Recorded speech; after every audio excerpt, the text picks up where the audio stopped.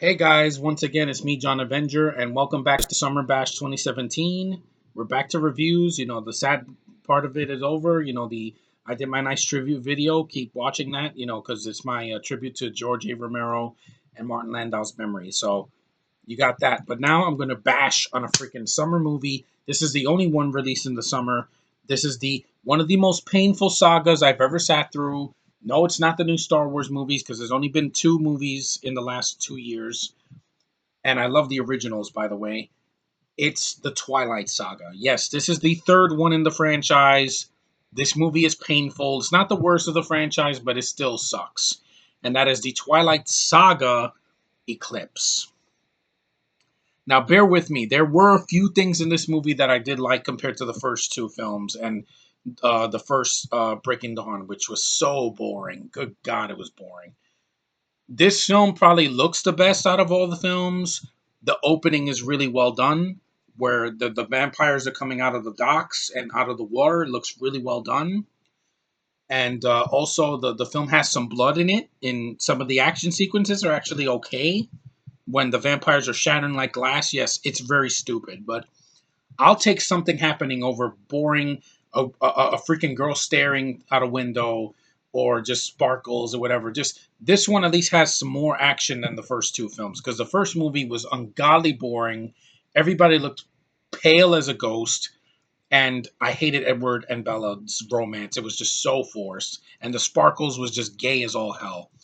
And New Moon was way too long, and the ending, Bella, will you marry me, Bella? And she's like, and then the movie ends. I'm like, are you freaking kidding me? You made guys sit through that with their girlfriends. Yeah, screw you, Stephanie Meyer. You're just as bad as Kathleen Kennedy because you're a vampire. You like to suck people's souls out. But anyway, yeah, the film looks good. The opening is good, and there's some action sequences. The rest of this movie is insanely painful. It's badly paced. The romance still doesn't work. The freaking love triangle between Edward, Jacob, and Bella is freaking completely forced. It's laughable at times. There's a scene that Jacob kisses Bella on the lips, like forces himself onto her, which is wrong.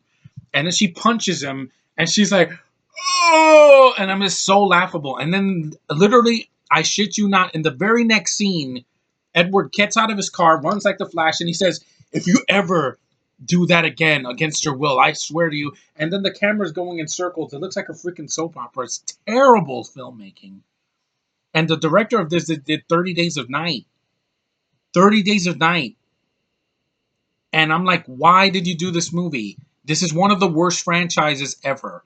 It's got the most forced romance I've ever seen. It has a Mary Sue character, just like in the new Star Wars movie, wink wink, where she can do, where everybody's in love with her and she gets all this attention and she does an inner monologue and talks like this with no freaking soul and no expression on her face. And I swear to God, Kristen Stewart looks like she wants to cry in all these movies because this movie changed her.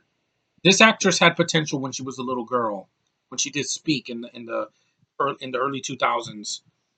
But then, and even Zathura, she's frozen for half the movie. But good God Almighty, when she did this movie, when she did the first Twilight, it broke her. It broke her sanity. It broke her freaking sexuality. It broke her relationship with Robert Pattinson. It broke her. It just broke her. It broke her career. Now she's done. Now she's doing freaking dramas that no one gives a shit about.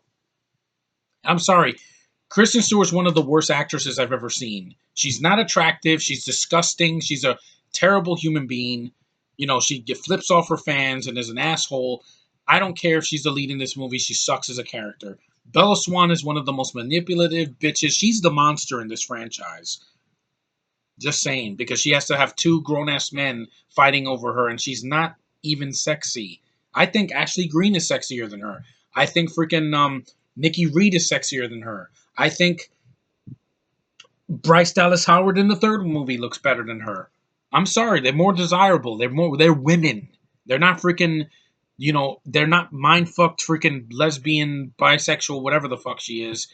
And just it affects her acting because she's soulless and boring, and her face bothers me. Just like another Mary Sue character. Wink, wink, Ray haters. Yeah, I hate this movie because it's just so dull. Like in the movie, the romance doesn't work. It's completely forced.